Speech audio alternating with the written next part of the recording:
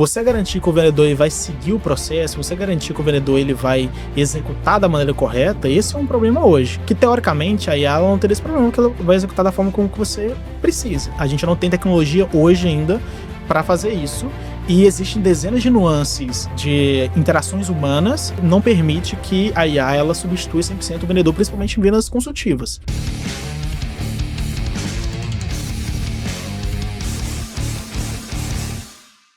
Olá, tudo bem? Estamos aqui em mais um episódio do LusaCast, comigo como co-host, sempre convidando pessoas nas quais a gente pode falar sobre vários assuntos. E hoje a gente tem Jefferson Nunes, responsável por marketing de produto na NetTurbo. Jeff, já trabalhamos junto, já fomos parceiros, já trabalhamos na mesma empresa. Mais um amigo meu, né, pessoal? Vocês já estão acostumados que eu estou trazendo só os amigos agora.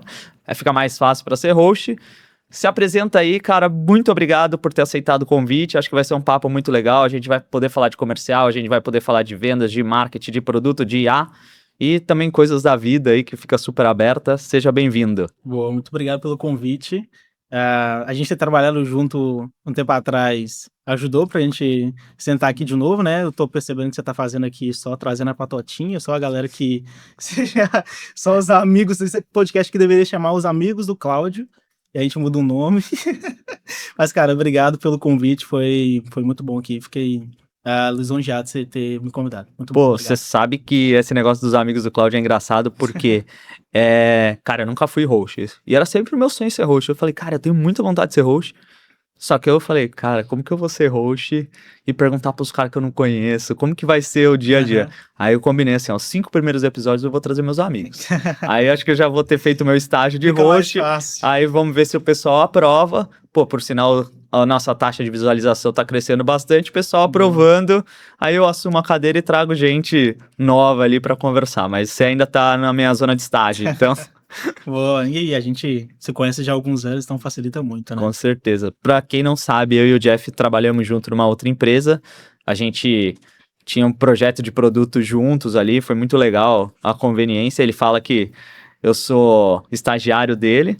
Foi meu estagiário. Foi estagiário, fui. Então, o Jefferson que eu conheci, dado a sua história, você é um cara muito aberto a risco. Sim. Tipo, eu lembro que assim, no momento que você tava, tipo, dando os seus próximos passos da empresa anterior, você falou, cara, eu vou querer empreender, aí você vai lá, você empreende, aí depois você decide fazer uma outra coisa, então você sempre foi um cara que eu vejo, pela convivência que a gente tem, que você sempre foi um cara aberto a risco. Você acha que veio muito dessa parte da sua criação?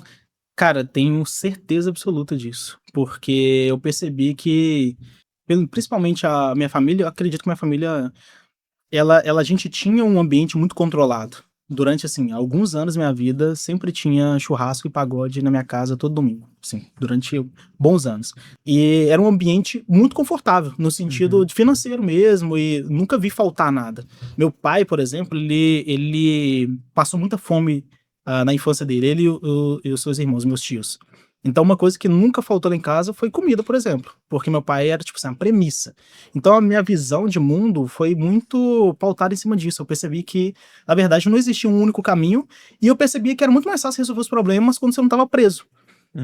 Então, assim, na experiência anterior, onde a gente trabalhou junto, eu saí de uma posição inicial na empresa, como BDR, uma posição inicial no comercial, e saí como diretor de marketing de produto. Só que qual foi a minha linha de raciocínio naquele momento? Foi, cara, eu tenho 25 anos, eu tinha uma excelente oferta para continuar naquela empresa, porque eu avisei quase um ano antes que eu ia sair, justamente para poder preparar a casa, garantir que tudo ia funcionar. E minha linha de raciocínio foi, eu vou me arrepender mais se eu ficar aqui e aceitar essa proposta, que era uma proposta excelente, eu vou me arrepender mais de continuar aqui, ou vou me arrepender mais de sair, tentar o que eu gostaria de fazer e tentar a sorte. E a conclusão que eu cheguei foi, cara, eu vou me arrepender mais se eu não tentar. Quando eu fui voltar atrás, e eu conversei contigo, inclusive foi você que me fez tomar essa decisão, porque eu falei, cara, acho que tá acontecendo esses problemas, tem esse panorama aqui na minha vida, o que você acha? E aí eu te perguntei isso por quê? Porque, cara, você já fundou 2 startups, você já foi executivo do Itaú, do BTG, e você viveu os dois mundos, você tanto foi diretor executivo de grandes corporações, quanto o cara de startup. E aí eu falei assim, pô, acho que você tem um know-how dos dois mundos aqui. E aí foi com base na nossa conversa que eu, cara, deixa eu dar 2 passos pra trás. Eu ainda sou novo, ainda tenho 25 anos ainda, 26 anos. Deixa eu dar um passo pra trás, deixa eu olhar o panorama melhor e depois eu volto, depois eu faço de novo. Então, assim, eu sempre olhei as oportunidades que eu tive na vida. Eu acho que eu cresci muito rápido também na minha carreira, porque se for olhar para a trajetória aonde que eu cheguei com pouca idade, com 25 anos, já era diretor. E se for olhar, é relativamente rápido, é difícil, muitas das vezes a pessoa tá formando na faculdade nessa idade, ou ela tá iniciando a carreira dela ainda, né? E eu não tenho faculdade, eu não tenho graduação, por exemplo. E apesar disso, eu cresci muito rápido.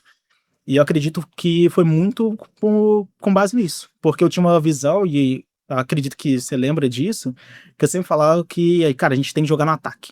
A gente tem que jogar no ataque. Por quê?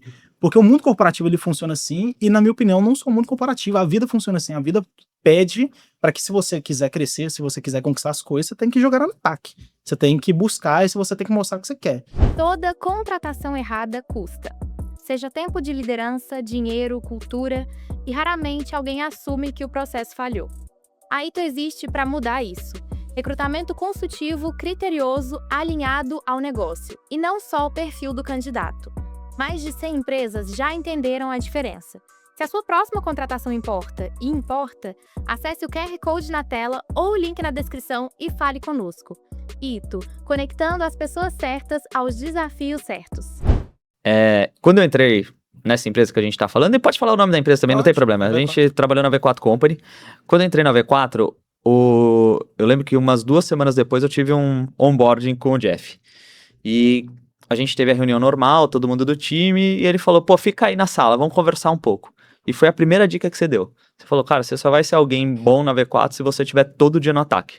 E eu guardo isso pra todo, tipo, foi ensinamento mesmo, assim, do mesmo jeito que você falou que um dia eu te ajudei a pensar, esse foi um negócio que você me ajudou muito a pensar. E assim, eu uso isso até aqui, tipo, na minha função atual. Eu cheguei desde o primeiro dia no ataque, lógico, respeitando os limites, respeitando os parceiros, respeitando os pares, mas você sempre tá no ataque, sempre, tipo, querendo, assim, entregar mais, buscar mais, qual que é o meu próximo passo, como que eu faço pra chegar lá. Mas queria voltar, assim, você falou que você não estudou, tipo, que você não tem graduação completa. E é um negócio muito louco, né? Porque eu conheço o Jeff como o cara que gastou um dinheiro na Reforge lá e, tipo, detonava os conteúdos, né? Não só uma Reforge, G4, cara, eu acho que nos últimos anos eu devo ter investido, sei lá, uns 200, 300 mil reais por baixo, assim, na minha educação pessoal, em curso, formação, mentoria, cara, tudo que você pensava. Até processo com coach eu fiz e para mim foi muito bom, porque diferente do que a galera acha, me ajudou muito a ter clareza, tipo, de valores mesmo. Às vezes a gente não tem noção, mas, por exemplo, na minha última sessão que eu fiz, e para mim foi muito legal, que é para identificar o que eu valorizava mais. E eu não tinha clareza sobre isso. E aí uma das conclusões que na época eu cheguei é que liberdade, para mim, era um valor que estava acima de sucesso financeiro. Então, pô, eu topava ganhar menos, mas eu senti que eu tinha liberdade, eu podia tomar minhas próprias decisões. E aí, tipo, você entender sua cabeça, você entender como que você funciona, como que você toma decisão, cara, pra mim foi excelente. E aí, fora isso, cara, muito conteúdo técnico, tanto no Brasil quanto fora do Brasil, isso me ajudou muito, assim, me ajudou muito. Então, eu não tenho uma formação formal, que eu não acho que a pessoa não tenha que fazer, pelo contrário, inclusive, eu vou começar agora uma formação, uma graduação na FGV. Mas eu acho que a pessoa tem que ter, acho que tem que ter um ensino tradicional, acho que é extremamente importante. Eu não tive porque na minha trajetória, o que eu iria conseguir extrair mais valor era com o que eu tava fazendo, porque eu tava resolvendo os problemas do dia a dia. E me ajudou, não dá pra falar que deu errado, me ajudou muito a crescer e a resolver os problemas daquele momento, que eram problemas muito sofisticados, era um problema que eu tava fazendo pela primeira vez, eu não tinha referência de quem já tinha resolvido aquele problema, então pra mim foi muito bom. Pô, eu ficava... Era uma coisa que, assim, me provocava muito, assim, a gente tinha as nossas reuniões de manhã, tudo, e você sempre trazia algum assunto novo, alguma coisa que você tinha lido na noite anterior, algum projeto novo, e eu falava, cara, da onde que ele tem tempo pra ficar estudando? Porque, querendo ou não, assim, contando um pouco da sua vida pessoal, você tem um filho, você sempre foi um papo que a gente sempre teve que é a coisa mais importante da sua vida, tipo, e você... Gostava naquele momento ele tava pequenininho, tava com menos de 1 ano, eu acho. Eu lembro que às vezes, de vez em quando a gente tava em reunião, ele aparecia, assim, na reunião e tudo. E, cara, dado isso, assim, eu queria voltar um pouco na sua carreira pra gente contar. Você começou na V4 como BDR. Sim. Então, pra quem não sabe o que é BDR, BDR é o cara que faz a pré-venda. É o Hunter, né? É o Hunter, ele fica procurando, basicamente, ele pega sendo bem, a grosso modo, bem for dummies, ele pega a lista amarela, a lista telefônica, que hoje E vai já não sair é mais, ligando. e ele sai ligando até tentando ofertar pra conseguir marcar uma reunião pro closer lá. Como que você sai de um cara que era BDR e você chega a ser diretor num período curto de tempo, assim, não mais do que diretor, você chegou a ser sócio da V4, como que foi essa trajetória até lá, cara? Boa. Cara, nesse processo de Hunter ainda era pior porque hoje tem N formas de fazer prospecção e naquela época era quase que Não tinha o prancheta luxo, né, amarela, cara? Não tinha o tinha. luxo. Ah, não, que hoje... Era... Ah, eu tenho luxo, eu tenho a IA, eu Não, tenho... amigo, não tinha IA e era pegar o telefone e ligar. E não tinha VoIP, porque por algum motivo a galera não contratava o VoIP e eu ligava no meu telefone, cara. Meu telefone pessoal. Mas enfim, loucura. Cara, antes da V4, só te dando contexto de por que eu acredito que eu cresci tão rápido. Antes da V4, meu primeiro emprego formal, na verdade teve um antes, né? Antes de eu completar 18 anos, eu fui diretor de logística de alimentos, né? Supermercado, mas conhecido como repositor. Pô, esse daí... Brincadeiras à parte. Fui repositor, mas quando eu completei 18 anos, meu primeiro emprego formal foi atendente de telemarketing ativo. Eu vendia plano da Claro, eu fiquei 1 ano e meio mais ou menos vendendo o plano da Claro, fiz umas 10 mil vendas. E, cara, é bastante coisa, que você for olhar pelos dias úteis, eu trabalhava de segunda a sábado, a escola 6x1. Cara, era bastante vendas todos os dias. Eu cheguei a ser primeiro quartil durante, assim, muito tempo. Cara, eu sou um pouco mais velho, só pra te contar, eu já vendi telesp celular como call center também. Fui vendedor de telesp há celular. 20 anos atrás. Há né? 20 anos atrás. Não, putz, fazem 20 anos, cara. Mas tudo bem, aí. tipo, contando aí, eu aprendi muito, sabia? Nessa época de, tipo, cara, Não, no cara, call center. isso me desenvolveu muito. Muito, assim, é uma resiliência gigantesca. Tipo, é uma necessidade de todo dia você se provar, porque você entrava, assim, e eu não sei se você tinha essa visão também, eu entrava no prédio, todo dia tinha recrutamento e seleção. Sim. Então, assim, tipo... Não, é uma máquina de recrutamento e seleção, cara, bizarro. Tanto é que o dono da empresa, onde que eu trabalhei, eu encontrei com ele num voo, indo pra São Paulo, e foi uma das coisas que a gente conversou, que é tipo, cara, eu preciso sentar com o seu time de RH, porque o time de RH dele era muito bom mesmo, assim, processo de seleção. E não era um processo de seleção ruim, não, era um processo de seleção, porque quando eu fui contratado, eu passei durante umas 5, 6 etapas de dinâmica, de processo bem feito, sabe? E assim, era uma máquina de contratação, todo dia tinha treinamento, todo dia tinha contratação, os caras eram muito bons. Até porque tem um turnover muito alto, né? É um trabalho que exige da sua capacidade cognitiva e resiliência, assim, principalmente resiliência muito alta. Eu lembro que você não pode dobrar, né? Que é o que eles chamam, que é você pode trabalhar só 6 horas e durante muito tempo eu fazia 12 horas de trabalho. Chegava 9 e ia embora 9 da manhã, 9 da noite. Porque eu queria bater meta, e tipo assim, sabe uma das coisas que me motivava na época? Era que quem batia meta na semana folgava no sábado. E aí eu morava em Vespasiano e minha namorada morava em Contagem, e aí eu conseguia sair do trabalho na sexta e ir pra Contagem. E essa era a minha motivação com 18 anos de bater a meta da semana. Tanto é que minha melhor comissão na época foi R$400. Então assim, nem peanuts, né? Nem ganhava dinheiro na época praticamente, mesmo vendendo muito. Então, assim, era um trabalho que exige muito da resiliência. Mas me ajudou muito porque eu tinha uma comunicação horrível, uma dicção horrível, mas enfim. Saindo de lá, eu pedi conta e porque eu queria fazer outras coisas e tudo mais, então eu pedi para poder sair para empreender. E aí, contando essa história. Isso antes da V4. Minha namorada trabalhava num shopping em Belo Horizonte. A mesma de Contagem. Isso. E aí eu ia, no sábado, eu ia buscar ela no trabalho dela, pra gente poder ir embora. E eu sempre parava lá e conversava com o dono e tudo mais da loja. Eu já gostava muito de empreendedorismo, vi um monte de palestras e tudo mais. Nessa época eu tinha feito um curso na Estácio, gestão empresarial. Eu gostava muito, então me interessava muito pelo assunto. E eu sempre sentava com ele, conversava sobre estratégia, conversava com ele sobre negócio e tudo mais. E em um determinado dia ele virou pra mim e falou, cara, eu vou fechar essa loja, vou fazer outras coisas, tudo mais, vou fornecer produto para outro mercado.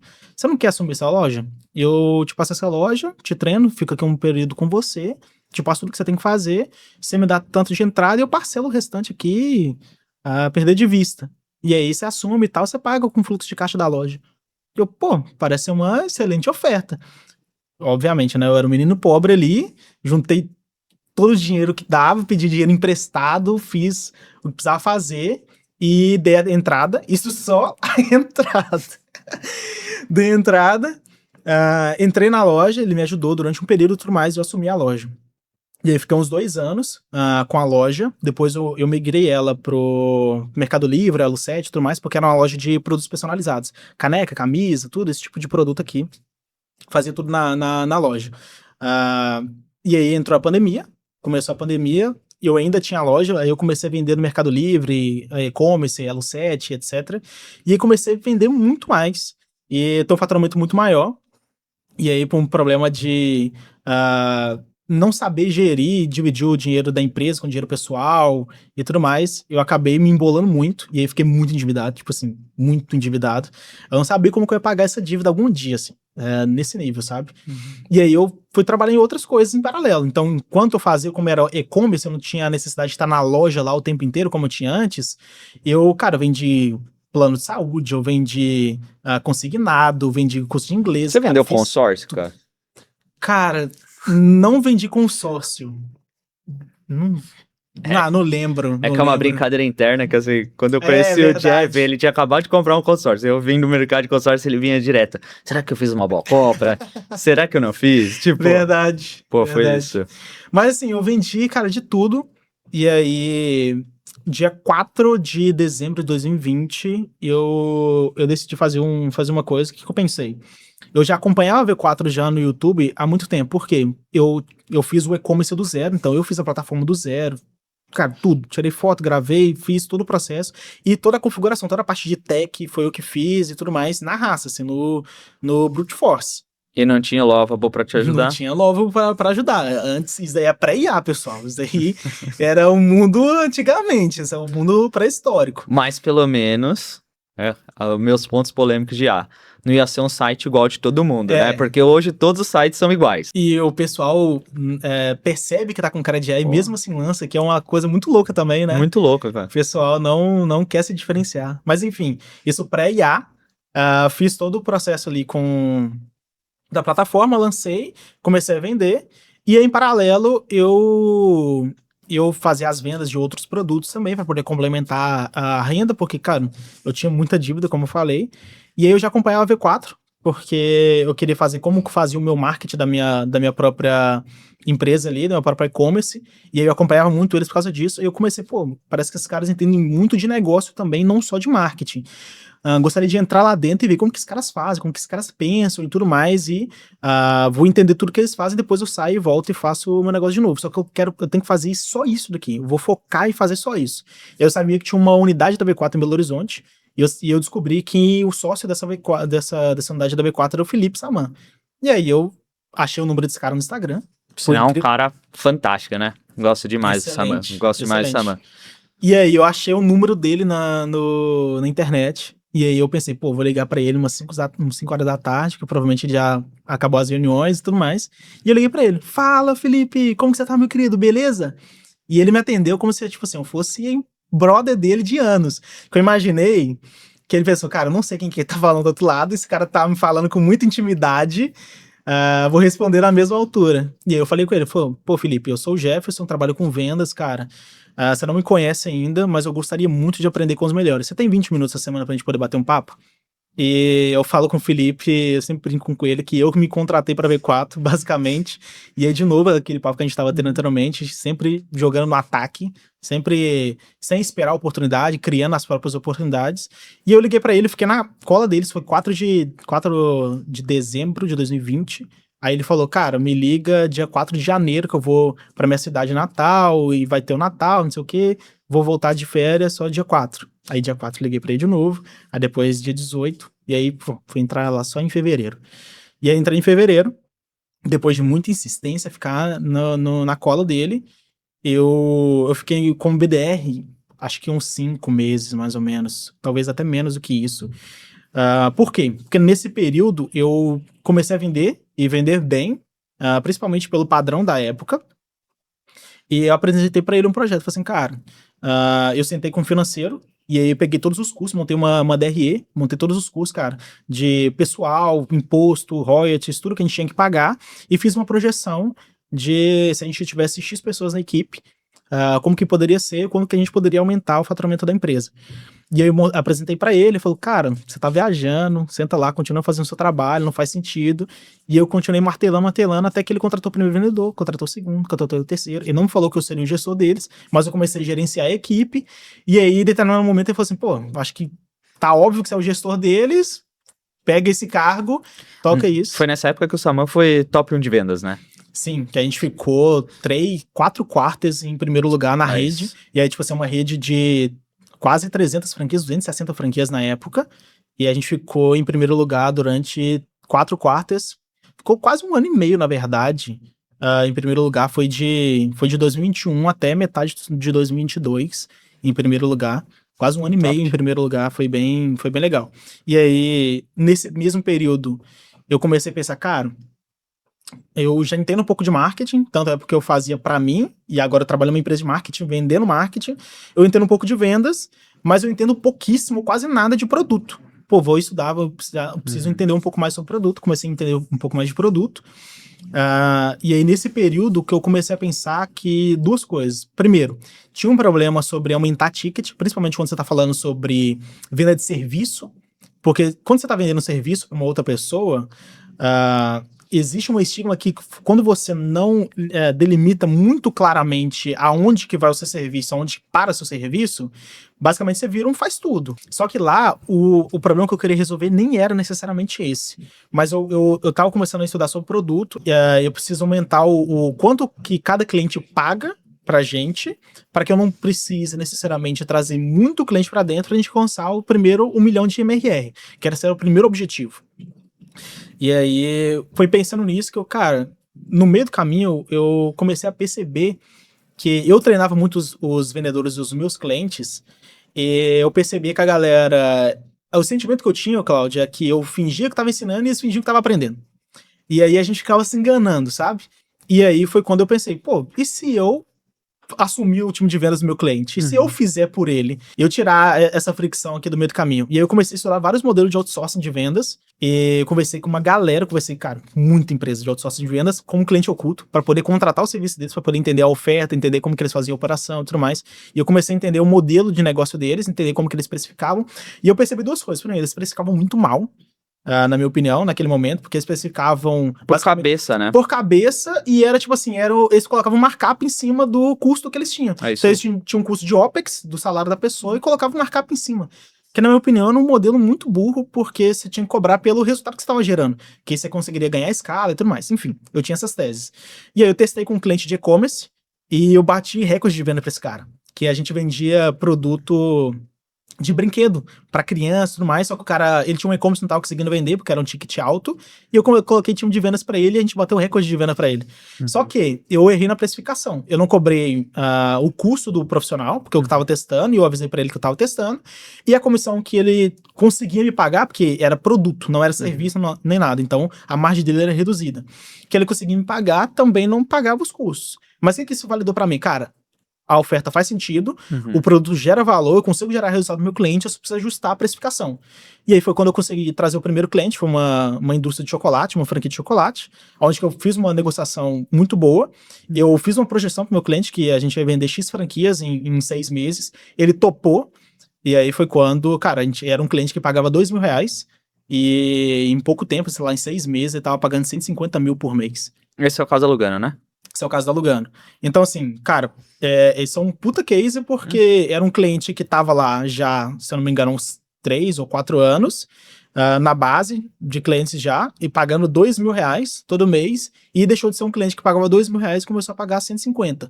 E pro cliente fazia muito sentido, por quê? Porque a gente tava entregando muito mais resultado, tava gerando muito mais valor pra ele, tava mais barato pra esse cara, pelo resultado, pela escala que o resultado que a gente estava gerando, do que pagar os R$2.000 que ele estava pagando antes com a mesma estrutura. E a gente entrou num modelo de parceria bem legal. E aí, basicamente, o que você faz quando você acerta um produto assim?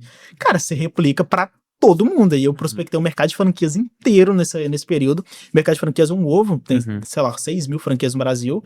Eu falei com boa parte disso, a gente patrocinou a BF e tudo mais, então foi bem legal. E depois eu comecei a expandir para outros negócios que a gente entendia que poderia ter fit também. E aí foi quando eu me consolidei como um cara de produto, porque eu fiz uma transição desse escritório da franqueado de Belo Horizonte para a matriz da V4. Foi nesse período que eu fui convidado para ser sócio pelo Dena para ir para a matriz da V4. E aí lá, no primeiro momento, eu desenvolvi produto de tech, liderando desenvolvedor, design e tudo mais, que não tinha nada a ver. E eu falei assim, pô, acho que faz mais sentido eu ir para uma outra área aqui dentro, para desenvolver serviço, que era o core, e que de fato eu ia gerar mais impacto naquele momento. E aí foi exatamente o que eu fiz. Eu escalei esse produto para a rede da V4, e aí depois a gente fez vários outros produtos, inclusive iniciou lá o produto sobre o consórcio e tudo mais que a gente estava falando.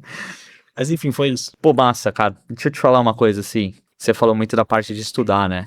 Mas você percebe que a sua carreira é quase um MBA, né? Porque você tem história pra contar e, assim, o MBA é ao contrário, as pessoas que te pagaram pra fazer, não você que pagou pra fazer, cara, né, cara? E eu aprendi muito com o dinheiro dos outros, me ajudou bastante, sem dúvida. Isso ajuda bastante. Dado isso, assim, todo esse momento, a gente falou muito de venda, tipo, da sua estrutura comercial e como que as coisas eram feitas no Forceps. De 2 anos pra cá, a gente tá tendo uma enxurrada aí de agentes de IA. A gente hoje tem agente, eu faço o seu BDR por IA, faço o seu SDR por IA, faço o Closer por IA, faço o seu site por IA. Cara, como que você vê que a IA vai transformar, tipo, o mercado principalmente comercial nosso, assim, tipo, áreas comerciais, como que elas vão ser transformadas por IA? Cara, tem 2 coisas sobre esse assunto. Primeira coisa, eu não consegui até hoje ver uma aplicação de inteligência artificial bem feita.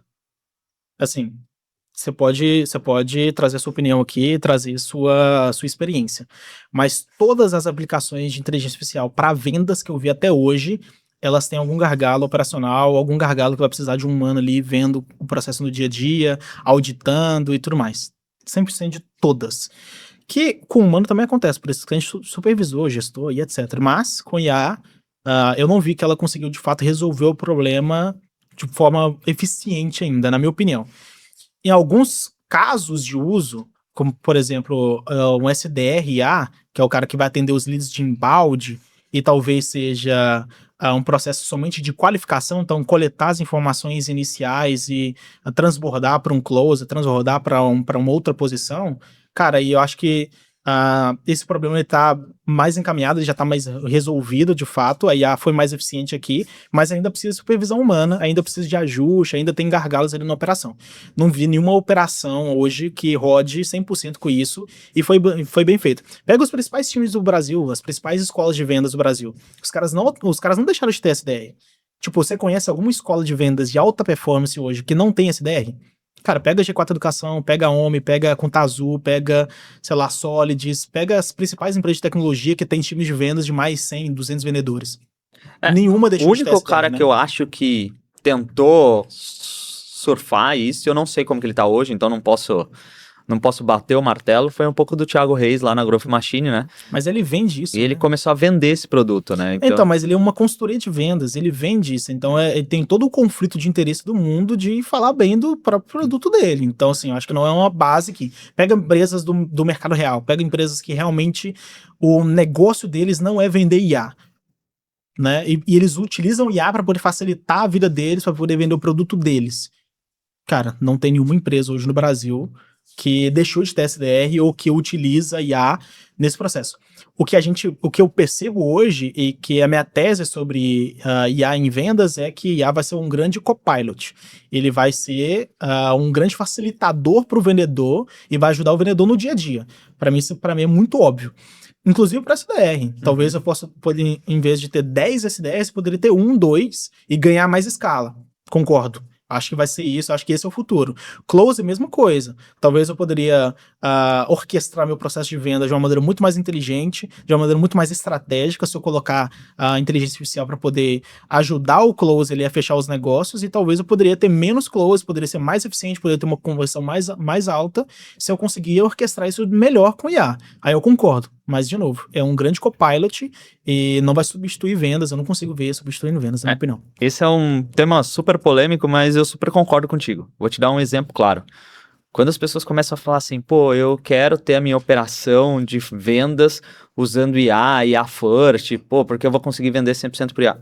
Eu acho que isso não vai acontecer.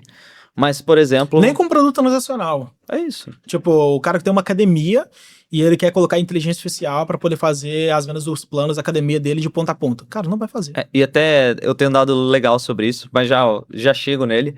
Mas eu acho que, tipo, por exemplo, a IA para um closer funcionaria. Ela escuta, ela vê a transcrição da call, ela atualiza o CRM, porque isso sempre foi uma dor no time comercial. O Ela cara não preencheu o CRM. não preencheu, e a IA pode começar a fazer isso. Então, acho que ela pode ser realmente, que nem você falou, pode ser quase um assistente do vendedor, tudo que tira algumas atividades burocráticas dele, que ele tinha no dia a dia de venda dele, que vai acabar ajudando ali no processo, ele ter mais eficiência, aumentar o capacity dele.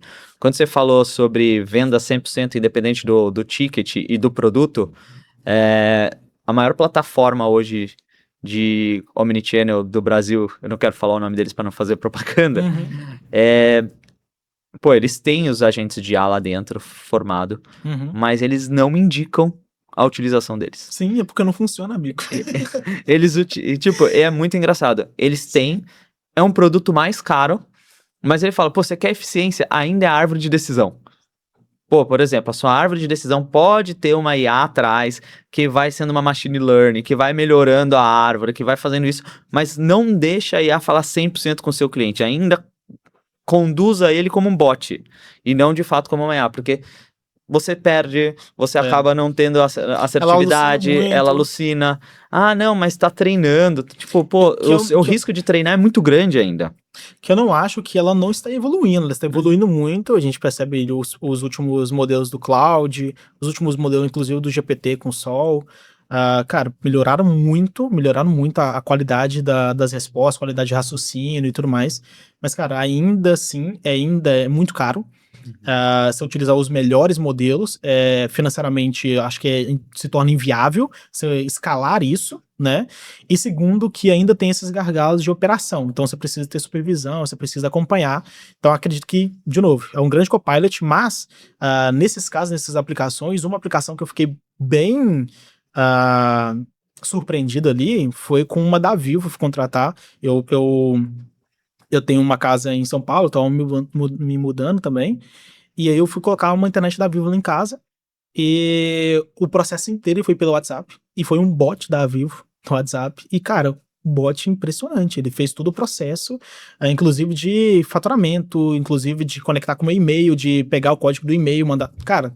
100% pelo WhatsApp, funcionou. E dava pra ver que era um bot, era um processo, tinha que apertar botão, tinha que escolher a opção e tudo mais, mas funcionou assim, de ponta a ponta, e eu fiz o plano, ele garantiu que o técnico, tipo, eu fechei, falou qual o dia que o técnico ia, e ele me fez follow-up todos os dias até o técnico ir na minha casa, ele me mandava mensagem todos os dias, falando, cara, o técnico X, o nome dele é tal, vai chegar a tal hora e tudo mais, tipo, e mandando confirmações, tinha confirmado ou não, se queria mudar o horário ou não. Todo o processo funcionou. Mas com um bot, não com IA. Mas é engraçado, né? Que eu tive exatamente a mesma experiência que você, exatamente com a Vivo. E foi tão fácil o processo que eu falei, tem alguma coisa errada, cara. Ele não vai na minha casa instalar, tipo, ele não vai... Tipo assim, ela alucinou. Ele alucinou, porque na minha cabeça, assim, foi muito fácil o processo, ele falou até meio-dia, o prestador... Tipo, eu comprei de um dia pro outro, entendeu? Tipo, eu fechei de manhã, ele foi no outro dia de manhã fazer a instalação. Loucura. Pô, e ele falou, até meio-dia o cara vai estar lá. Eu falei, ele não vai estar. Tipo, já tava começando a ficar nervoso, porque eu tinha que trabalhar na segunda-feira, eu ia precisar da internet, tipo, não ia ter outro dia, e foi 100%. E funcionou, tipo, e funcionou. Então, acho que isso vai ajudar bastante, e acho que a IA ajuda muito a construir esses bots. Sim. Tipo, talvez esse... Isso funciona bem. Eu vou... Tanto para arrumar copy, quanto para construir os fluxos, para conectar os fluxos de forma automatizada, cara, isso funciona muito bem. IA não é mais assunto de TI. É assunto de quem quer continuar relevante no mercado. Isso vale para profissionais e para empresas. A questão não é mais se a sua área vai ser impactada por IA, é se você vai saber usar antes ou depois dos outros. A Luz Academy preparou uma aula gratuita de introdução à IA, pensando em quem quer começar de forma estratégica e prática a todos os ouvintes do LusaCast. Acesse o QR Code na tela ou o link na descrição, tudo gratuito. Luz Academy, formando profissionais do futuro. Esses dias a gente tava com uma SDR aqui, ela é muito boa, assim, de trabalho, tudo. Ela falou, eu tô usando esse pitch, esse é o meu playbook, é assim que eu trabalho. Falei, vamos testar? A gente fez. Ela foi me atendendo e foi tudo que ela mandava pra mim, eu copiava e colava no Cloud e falava pro Cloud assim, tipo, ela tá falando isso, o que eu respondo? Qual a objeção, tal? No final, eu peguei toda a conversa, joguei no Cloud, ele deu, tipo, criou um scorecard dela, ela falou, pô, foi 6,5 de 10, ela pode melhorar isso no pitch dela para conseguir fazer a marcação da reunião. E aí ele já atualizou o pitch, a gente já mandou e a gente realmente teve melhoria do processo. Que é isso, muito legal. Que inclusive esse processo a gente fazia na mão anteriormente. É isso. Eu cansei de fazer esses scores e fazer essas planilhas de coach técnico e tudo mais na planilha, então, cara, demorava muito. Era uma planilha por cada vendedor, era todo um processo burocrático, tem esses modelos até hoje. Mas aí, cara, você pega esse modelo que você já usa, já funciona, já é validado, você coloca numa IA, ela vai fazer todo o processo para você e vai te entregar. Então, a gente hoje tem muito mais produtividade, né? Mas substituir 100% o vendedor, talvez esses processos administrativos, 100% dá para poder fazer, inclusive já tem várias ferramentas no mercado que fazem isso por você. Mas, cara, se o gestor não estiver olhando ali, se o gestor não estiver validando se realmente faz sentido e tudo mais, não vai funcionar. Porque o problema em si, Cláudio, e aí que era o meu segundo ponto sobre IA, que primeiro, ele não vai substituir o vendedor, mas o segundo problema, na minha opinião, é que o problema em si, ele é um problema de execução e cultura de vendas. Então, assim, você garantir que o vendedor ele vai seguir o processo, você garantir que o vendedor ele vai executar da maneira correta, esse é um problema hoje. Que, teoricamente, a IA ela não teria esse problema, que ela vai executar da forma como que você precisa. Mas, de novo, a gente já discutiu aqui que a gente não tem tecnologia hoje ainda para fazer isso, e existem dezenas de nuances de interações humanas que, na minha opinião, não permite que a IA ela substitua 100% o vendedor, principalmente em vendas consultivas. O cara que tem que fazer uma venda, como vocês fazem aqui, de outsourcing, ou de uma venda mais complexa, sei lá, o cara tá comprando um produto de um ticket alto, o cara tá comprando um carro, o cara tá comprando uma casa, o cara tá comprando um bem durável, né? Porque a gente pode olhar por isso. Ou eu sou uma empresa que tô comprando um serviço, um produto com ticket relevante, então eu preciso ser diligente na hora de tomar a decisão. Então isso é importante na hora de tomar a decisão. O cara vai querer falar com um humano, vai querer falar com alguém que ele confie, com alguém que ele consiga imputar responsabilidade. Ele não consegue imputar responsabilidade sobre IA, se ele tomar a decisão sozinho. Então isso é um ponto importante sobre a característica humana, que é um critério emocional do cara, entende? Talvez a IA poderia até orientar ele melhor do que um humano, né? Porque talvez ela não teria os conflitos de interesse, talvez ela conseguiria dar mais explicações, talvez ela conseguiria dar explicações mais assertivas, mas eu preciso imputar responsabilidade para alguém, né? Alguém precisa se responsabilizar sobre isso daqui. E isso quando eu falo sobre empresa com empresa. Tô comprando um produto ou um serviço para uma empresa com um ticket relevante. Ou se eu tô comprando um bem durável para mim, um carro, uma casa ou qualquer outra coisa do tipo, cara, de novo, talvez a IA não consiga suprir a necessidade nesse tipo de negociação. Então, em negociações mais complexas, mais consultivas, cara, não vejo a IA substituindo. Processos mais simples, talvez sim, vai dar produtividade, mas existe um problema hoje de cultura, na minha opinião, de vendas, onde que o vendedor, muitas das vezes, ele não executa por nenhum motivos. E aí isso é um problema também que a IA pode ajudar a solucionar. Tipo, por que você acha que hoje um vendedor, que o trabalho dele é vender e atualizar no CRM? Desculpa. Sim, teoricamente é simples. Teoricamente é simples. Por que ele só faz o lado A e não atualiza no CRM? Por que você acha disso, cara? Porque ele acredita que o tempo dele vai ser melhor investido se ele estiver falando com o cliente ao invés de fazer uma tarefa administrativa. Ele não consegue conectar que executar essas tarefas administrativas faz com que ele consiga ser mais eficiente na hora de vender. Ele não consegue conectar que documentar as informações sobre o cliente dele, documentar as nuances que ele pegou durante a negociação. Porque tem várias coisas mesmo que a IA que avalia a reunião do cara e faz um diagnóstico, faz um score e tudo mais, entrega pro vendedor, tem várias dessas nuances que a IA não pega. Por exemplo, pô, o Cláudio falou que ele tem um filho, o Cláudio falou que, cara, ele acabou de se divorciar e tudo mais. E, cara, o que você consegue? Você já viveu, já casou, já morou junto com outras pessoas, já teve filho e tudo mais. A outra pessoa passou exatamente por esse mesmo momento de vida. O que você consegue conectar? Pô, esse cara provavelmente ele tá com esse receio, talvez esse cara tá com isso na cabeça, talvez esse cara tá com essa dificuldade no dia a dia, que é o tipo de coisa que a IA não vai pegar. O vendedor, se ele tem um pouco mais de experiência, um pouco mais de repertório, ele vai conseguir pegar essas nuances. E mesmo se ele não tem esse nível de repertório, ele consegue conectar alguma dessas coisas na hora de falar com o cliente, na hora de abordar, na hora de personalizar a abordagem dele. Então ele não consegue conectar que ele documentar essas informações e ele pensar estrategicamente em como que ele vai vender por cliente, ele não consegue conectar essas duas coisas. Que se ele fizer esse trabalho administrativo, ele vai vender mais, ele vai vender melhor. Ele não consegue. Então faz com que ele guarde tudo na cabeça dele, e obviamente ele vai esquecer, obviamente ele não vai conseguir lembrar de todas as negociações, e faz com que ele tenha uma eficiência menor. E aí gera todos esses problemas que a gente vê no dia a dia. Então, assim, é um problema muito mais de crença, na minha opinião. É um problema muito mais de como que o vendedor pensa as coisas, como que o vendedor ele enxerga a rotina dele, do que necessariamente a capacidade do cara de ir lá executar, porque teoricamente é uma atividade simples, né?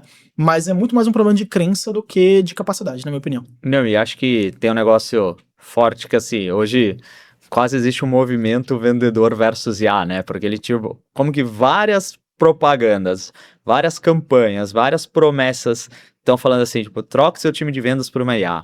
Tipo, seu time de venda 24/7. Isso, o vendedor quase falou, pô, agora eu não quero mais saber de IA, tipo, eu não gosto de IA, tipo, então acho que tá tendo uma ruptura no mercado em relação a isso. Sim. Te conto isso porque tava vendo esses dias uma ferramenta, é da Thaís, se chama Elephant AI, não sei se você já viu. Não, acho que não. Cara, pra mim, assim, de todas as ferramentas de venda em relação à rampagem de vendedor, tudo pra mim é melhor, cara. Legal. Basicamente, o que ele faz? Ela entra na call com você, ou você pode deixar o gravador durante a sua conversa. Ele faz um mapeamento básico, que ele pega a transcrição, faz o mapeamento, te faz as observações que você pode fazer e tal, manda o relatório pro seu gestor, mas ele tem um Copilot do lado. E aí, de acordo com o que você tá falando, você pode conversar com a IA ali na hora. Você não conversa. Ela, tipo, te dá pushes. De assim, pô, o Jefferson falou, por exemplo, do filho. A gente tá vendendo um brinquedo, pô, conecta o brinquedo com o filho do Jefferson. Então, tipo, ela vai te dando insights durante a sua call pra te ajudar no seu argumento de venda. Pra mim, de todas que eu vi, foi a mais legal, cara. Caramba, legal, hein? Quanto que funciona, eu não sei. Tipo, isso é... A ideia é massa. Mas a ideia eu achei, tipo, pô, é um Copilot 24 horas ali com o cara te dando argumentação de venda. Massa. Se isso funcionar, pô, a IA tá ajudando até a rampagem. Porque hoje, você que é um cara que estrutura time comercial, estruturou várias vezes, a gente tem um grande problema de rampagem de time. Sim. O cara não entra jogando. Ah, não, mas eles sempre vendem esse produto. Pô, mas aí muda de empresa, muda de cultura, muda de processo, muda de CRM, muda disso. Talvez a IA também ajude isso, você não acha? Tenho certeza disso. Tudo que for para facilitar a rotina, e principalmente essas tarefas administrativas, eu acredito que a IA ela vai ser cada vez mais eficiente. Assim, cada vez mais eficiente. Hoje eu acho que a gente está engateando ainda do potencial que a gente poderia explorar da IA. Inclusive, eu já tenho várias aplicações que eu estou testando para justamente melhorar e pegar essas nuances que pode ajudar o vendedor no dia a dia, principalmente em negociações complexas e tudo mais. Estou testando vários modelos, mas eu acredito que vai melhorar muito. O que eu vejo que muitas das vezes não acontece é esse interesse tanto de vendedores quanto de gestores em utilizar a IA da melhor forma possível. Eu vejo que a galera utiliza na sua superfície, que utiliza o chat, basicamente, tanto do Cloud quanto do GPT, para poder gerar um e-mail, para poder pensar num argumento de venda, pensar em como quebrar uma objeção e tudo mais. Eu vejo que a galera utiliza na sua superfície. Talvez um ou outro ali utilize uma skill do Cloud para poder automatizar algum tipo de tarefa, mas, cara, de novo, utiliza na sua superfície ali da maneira mais simples possível. Não, tipo, aprofunda mesmo em criar soluções ou pensar como que pode resolver um problema relevante do dia a dia, sabe? E eu vejo que o vendedor ele deveria ser esse maior interessado, porque ele poderia multiplicar muito mais as horas dele, o potencial dele, se ele conseguisse utilizar a IA como seu copiloto mesmo no dia a dia. E você que já teve a oportunidade de ter empresa, tudo, ela tinha um quesito de A forte a sua empresa, né? Ela tinha um ponto de A. Sim. Embora todos os outros entregáveis, ela tinha uma parte de A nela. Por que você acha que as empresas, tipo, que hoje estão oferecendo produto principalmente para comercial, estão indo numa linha de muito mais de atendimento, troca seu time, tudo, do que indo na linha de, tipo, melhore suas atividades administrativas, dê mais tempo para o vendedor? Por que você acha que o movimento está indo mais para esse lado, que a gente sabe que ele é mais complexo e ainda a IA não está nem preparada, do que indo para o lado onde que as coisas, tipo, estão mais fáceis de serem resolvidas? É um problema de percepção de mercado, na minha opinião. Porque qual é a oferta mais sexy? Troca seu time de vendas. Essa é a oferta mais sexy. Então, é mais fácil de vender com essa oferta. Não significa que a retenção vai ser tão boa quanto. E que, na minha opinião, isso é um problema de modelo de negócio e visão estratégica de como que você está enxergando o mercado, a linha que você está enxergando o mercado. Porque quando você vê a retenção desses negócios e o quanto o LT do cliente, o LTV do cliente com esse tipo de produto, você percebe que não é tão longo e, na verdade, a galera tem muito mais problemas no dia a dia de operações do que lucro ou receita com esse tipo de produto. Então, assim, na minha opinião, a galera vai perceber com o tempo, e eu acredito que já está começando a perceber, que esse tipo de solução, esse tipo de oferta não é aderente. Porque não tem tecnologia, e eu acho que o cliente também está ficando mais sofisticado. Porque se você fosse comprar esse tipo de solução em 2023, que foi quando começou a dar esse buzz de conectar o WhatsApp no GPT, que foi a primeira conexão, né? Conectar o GPT no WhatsApp, e a galera começou a ver isso, todo mundo explodiu a cabeça, vamos automatizar vendas e tudo mais. Cara, 3 anos disso já. A gente está em 2026. E eu acredito que o público final, os clientes, estão percebendo que, na verdade, não é bem assim, que é bem mais complexo no dia a dia, e o mercado em si está ficando mais sofisticado, né? Então o cliente está percebendo que não é tão simples. Então acho que o próprio cliente vai pedir essa demanda de, cara, me ajuda a solucionar esse problema aqui, me ajuda ao meu vendedor ser mais eficiente e tudo mais, do que querer trocar todo o meu time de vendas, do que comprar essa oferta. Acredito que as maiores empresas já estão fazendo isso, e eu acredito que isso vai chegar mais pra massa daqui pra frente, na minha opinião. Pô, legal. Eu fiz essa pergunta exatamente para a gente fazer uma ponte agora, que eu acho interessante. Então a gente falou muito da parte de vendas, e agora eu queria mudar para a parte de produto, que a gente começou a falar de tipo produto, assim. Você na cadeira de produto, de marketing de produto, como que você avalia o desenvolvimento de um novo produto? Como você avalia pensar na reformulação dos produtos que tem na sua prateleira? E como você olha, assim, que o produto pode ir para o GTM, para o mercado, para realmente escalar a venda? Cara, pra mim, o principal, assim, um dos principais objetivos de produto, na minha opinião, é desbalancear o mercado, desbalancear a forma como que o mercado competitivo ele tá se movimentando. Vou pegar um exemplo aqui do mercado automotivo, por exemplo. Quando a gente olha para o mercado automotivo, o que a gente tem? A gente tem as grandes marcas consolidadas no mundo hoje, que são de alguns países específicos. Então, a gente tem Itália, com a Stellantis, com a Fiat, com todas as marcas ali debaixo da Stellantis e tudo mais. A gente tem a Volkswagen na Alemanha, com todas as marcas ali debaixo da Volkswagen, e tem toda a tradição da alemã com os engenheiros alemães e tudo mais no mercado automotivo. Tem o mercado japonês com a Honda, Toyota e etc. Então, assim, a gente tem grandes escolas no mercado automotivo que são tradicionais e são muito relevantes, e são líderes de vendas no mundo inteiro. E aí a gente tem o mercado chinês. O mercado chinês, ele, historicamente, ele sempre foi considerado um mercado ruim de carros. Quando a gente olha para trás, o histórico até recente, a gente percebe que, cara, não era uma escola relevante, e pelo contrário, é uma escola que todo mundo criticava no mercado automotivo. Só que, de novo, a segunda onda do mercado chinês automotivo, a gente percebe que a gente tem BYD, tem GWM, tem outras marcas que ganharam muito mercado inicialmente com oferta, com o principal fator de desbalancear o mercado com oferta. O que os caras fizeram? Colocaram um produto muito bom, um produto muito superior no mercado, com um preço muito competitivo. E isso faz com que eu consiga desbalancear a oferta no mercado.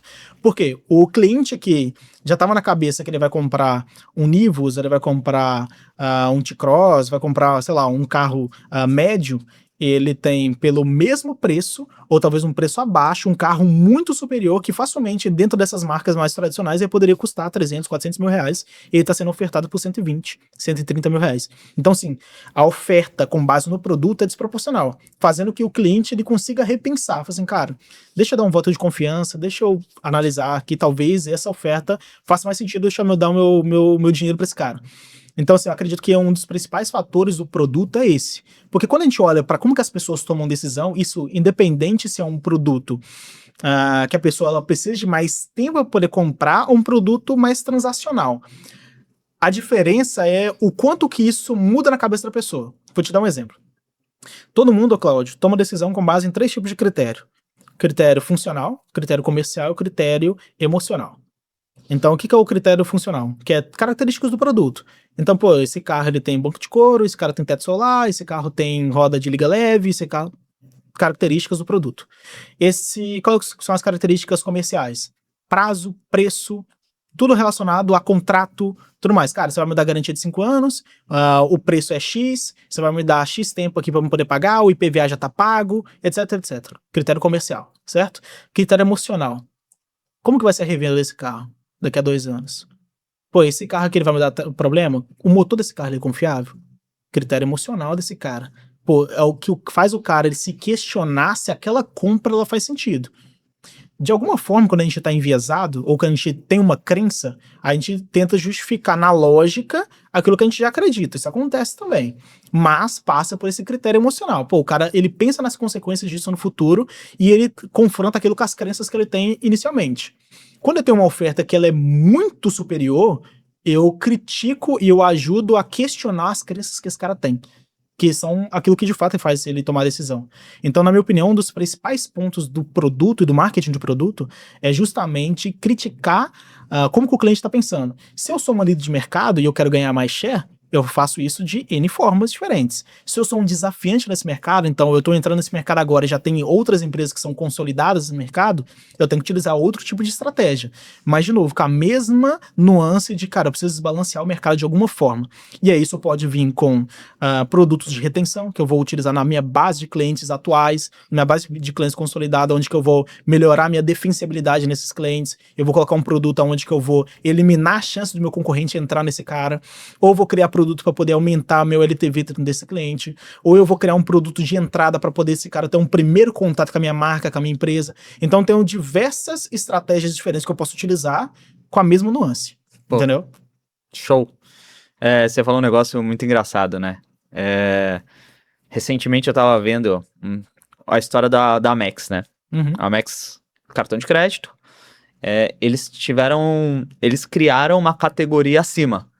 Ele é um cartão normal como todos os outros. Eles têm o mesmo benefício como todos os outros. Uhum. Mas todo mundo sempre teve o sonho de ter um Amex. Porque ele tem a parte emocional. E sabe de onde que veio a parte emocional?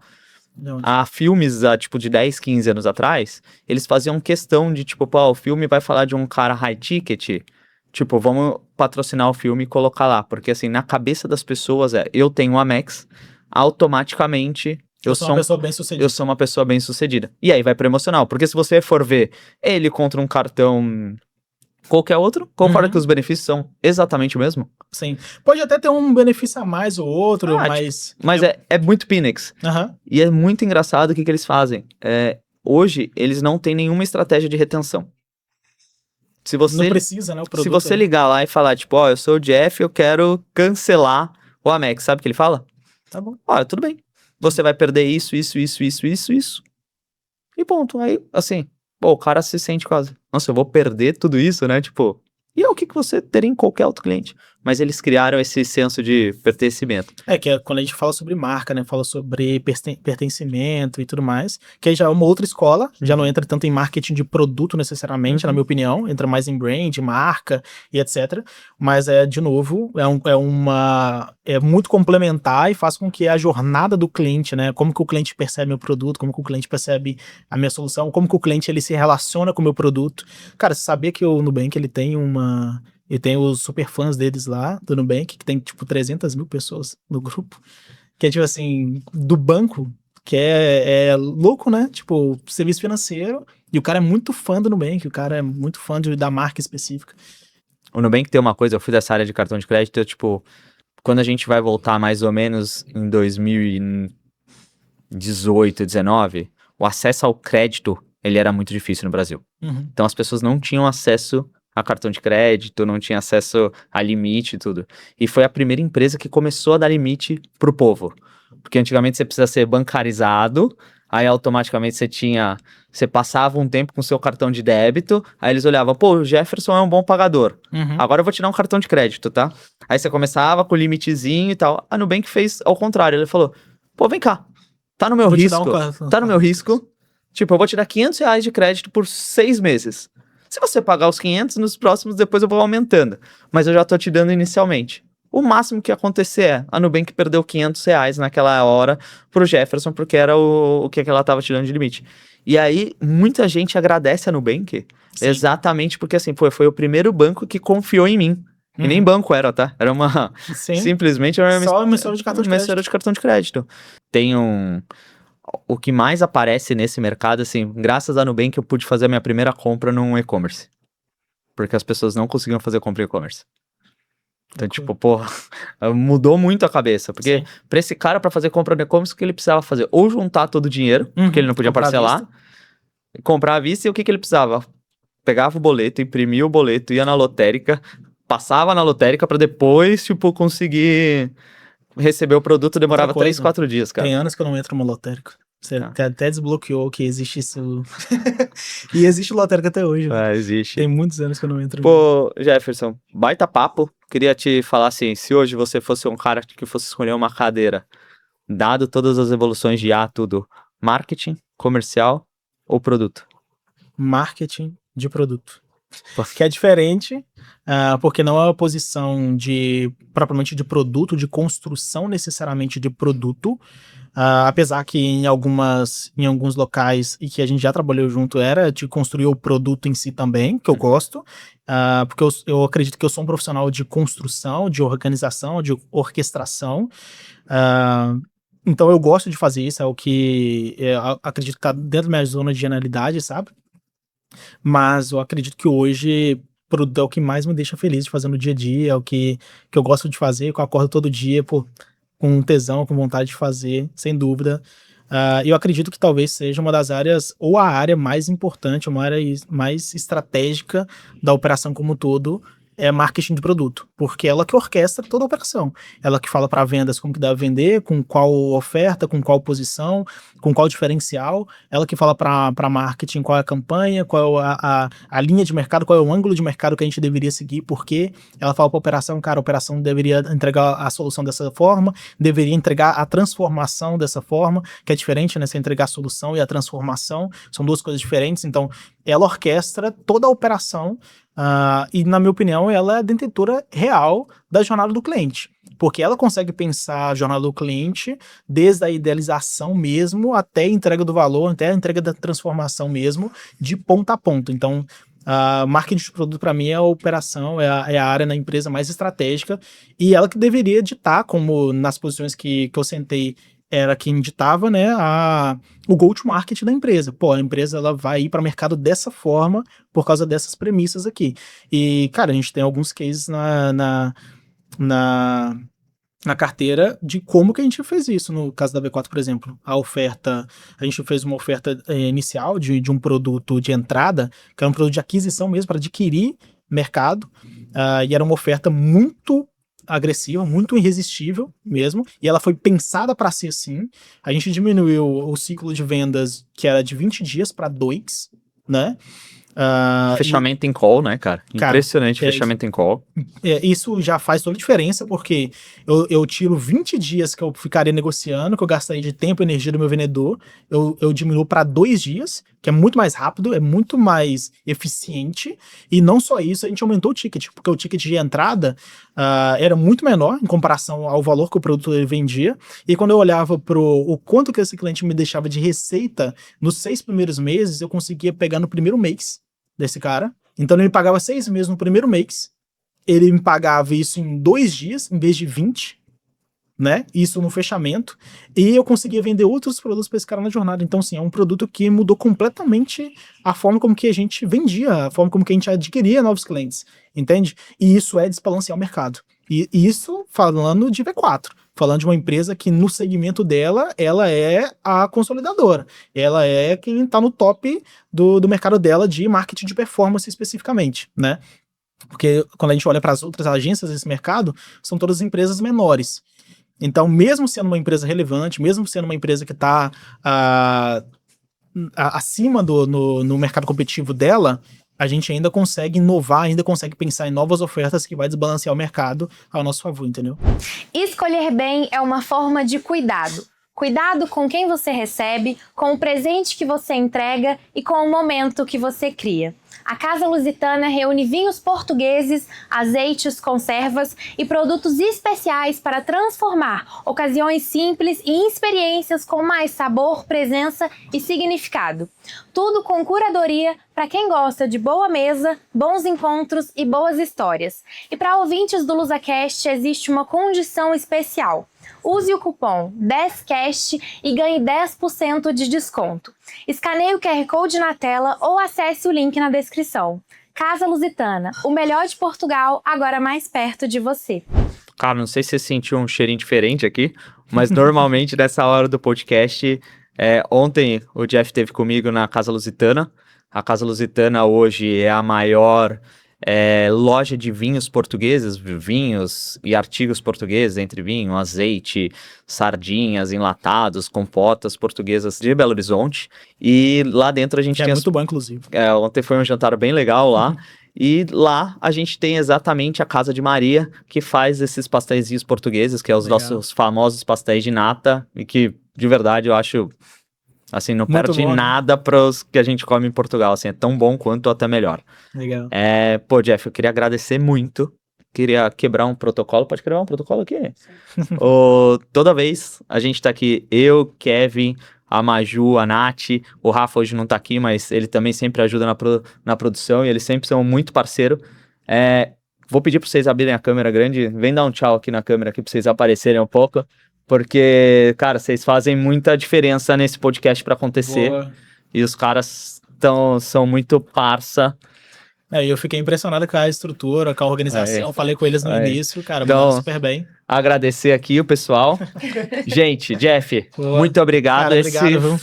Obrigado pelo convite, foi muito bom. Esse foi mais um episódio do LusaCast. Aguardo vocês no próximo episódio. Muito obrigado, pessoal. Tchau, tchau. Tchau, tchau.